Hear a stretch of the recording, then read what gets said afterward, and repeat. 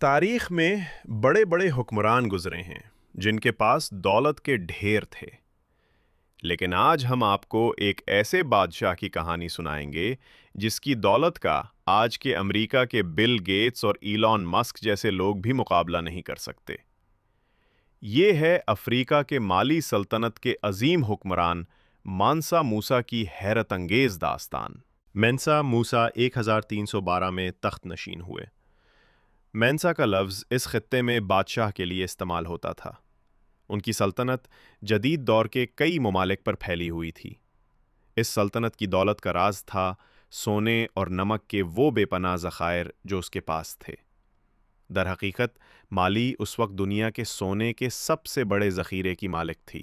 1324 میں مانسا موسا نے مکہ کی زیارت کا ارادہ کیا، لیکن یہ کوئی عام سفر نہیں تھا۔ وہ ایک ایسی عظیم الشان سواری کے ساتھ نکلے جسے دیکھ کر پوری دنیا حیران رہ گئی۔ ان کے ہمراہ 60,000 افراد کا قافلہ تھا، جس میں 12,000 نوکر شامل تھے۔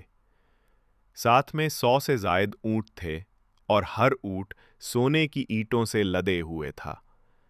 راستے میں وہ ہر جمعرات کو ایک نئی مسجد تعمیر کرتے تھے۔ یہ قافلہ جب قاہرہ پہنچا تو مانسا موسا کی فیاضی نے سب کو ہلا کر رکھ دیا۔ انہوں نے شہر کے غریبوں، امیروں، حتیٰ کہ عام درباریوں تک میں سونا تقسیم کیا۔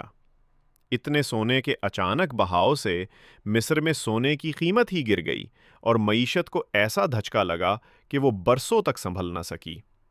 اس ایک واقعے نے مانسا موسا کا نام پورے مشرق وسطیٰ اور یورپ تک پہنچا دیا۔ حج سے واپسی پر مانسا موسا صرف سونا ہی نہیں لائے، وہ کئی اسلامی اسکالر، شاعر اور ماہر تعمیرات بھی اپنے ساتھ لائے۔ انہوں نے شہر میں مسجد تعمیر کی جو آج بھی موجود ہے۔ انہوں نے سینکور یونیورسٹی کو ایک عظیم تعلیمی مرکز کے طور پر ترقی دی جہاں دنیا بھر سے طلباء علم حاصل کرنے آتے تھے۔